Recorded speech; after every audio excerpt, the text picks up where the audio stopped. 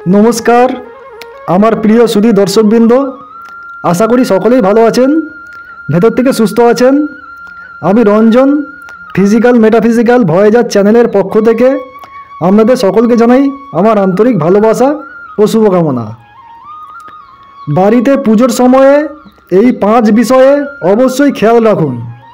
দেবী লক্ষ্মীর আশীর্বাদে অর্থ সম্পত্তি উপচে পড়বে।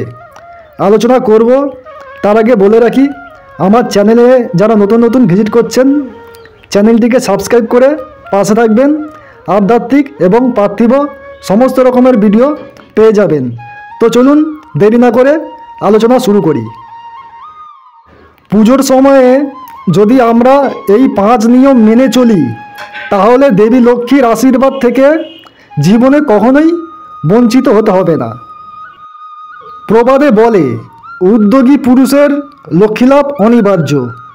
তবে সব সময় যে সব কাজ ঠিকভাবে করলে, সব নিয়ম মেনে নিষ্ঠাভাবে আরাধনা করলেও দেবীর মন পাওয়া যায় এমনটা নয়।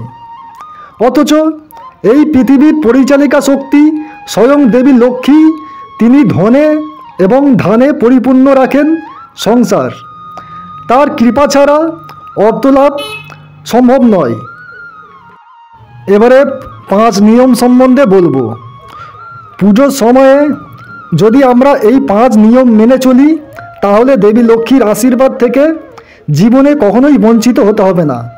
সেই নিয়মগুলি কি কি আসুন জেনে নেওয়া যাক এক এক করে। পূজার স্থান। দেবী লক্ষ্মীর আরাধনার জন্য পূজার স্থান নির্বাচনের ক্ষেত্রে বিশেষ যত্ন নেওয়া প্রয়োজন। যে স্থানে দেবী লক্ষ্মীকে পুজো করা হবে সেই স্থানটি বাড়ির উত্তর পূর্ব কোণে নির্দিষ্ট করতে হবে। উত্তর পূর্ব কোণে দেবী লক্ষ্মীকে প্রতিষ্ঠা ও পূজা করলে কাঙ্ক্ষিত বর পাওয়া যায়। দিক নির্দেশনা। দেবী লক্ষ্মীর পুজোর সময় দিক নির্দেশকে বিশেষ গুরুত্ব দেওয়া হয়। দেবী লক্ষ্মীর আরাধনার সময় মনে রাখতে হবে যে সর্বদা পূর্ব দিকে বসে তার পুজো করা উচিত। পূর্ব দিকে বসে লক্ষ্মী দেবীর আরাধনা করলে ঘরে সমৃদ্ধি আসে এবং দেবী লক্ষ্মীর আশীর্বাদ পাওয়া যায়। পরিষ্কার পরিচ্ছন্নতা। প্রত্যেক ব্যক্তিরই উচিত তার ঘর পরিষ্কার রাখা, কিন্তু যে স্থানে দেবী লক্ষ্মীর আরাধনা করা হয় সেই স্থানটি বিশেষভাবে পরিষ্কার করা উচিত। দেবী লক্ষ্মী পরিষ্কার পরিচ্ছন্নতা পছন্দ করেন এবং পুরোহিতরা বিশ্বাস করেন যে যেখানে পরিষ্কার পরিচ্ছন্নতা রয়েছে সেই স্থানেই দেবী লক্ষ্মী বাস করেন।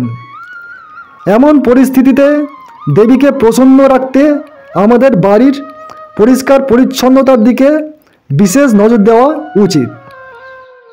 দিন নির্বাচন।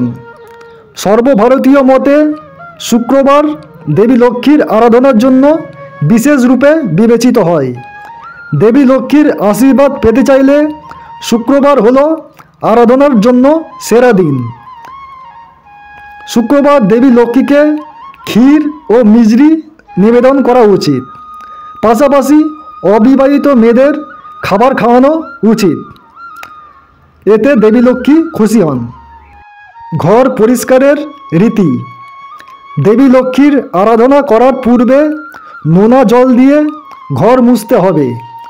জলে নুন মিশিয়ে ঘর মুছলে নেতিবাচকতা নষ্ট হয় এবং ইতিবাচক শক্তি বাস করে গৃহে, ফলে পরিবারে সমৃদ্ধি আসে। এই 5 নিয়ম মেনে পুজো করুন দেবী লক্ষ্মীর, আপনারা অবশ্যই ধনধান্যে পরিপূর্ণ হয়ে উঠবেন।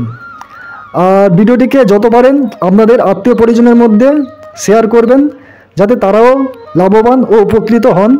এবং ভিডিওটিকে ভালো লাগলে চ্যানেলটিকে সাবস্ক্রাইব করে পাশে থাকবেন। আধ্যাত্মিক এবং পার্থিব সমস্ত রকমের ভিডিও পেয়ে যাবেন। তো আজকের মতন এই পর্যন্ত থাক। সবাই খুব ভালো থাকবেন, সুখে থাকবেন। টাটা, বিদায় জানালাম।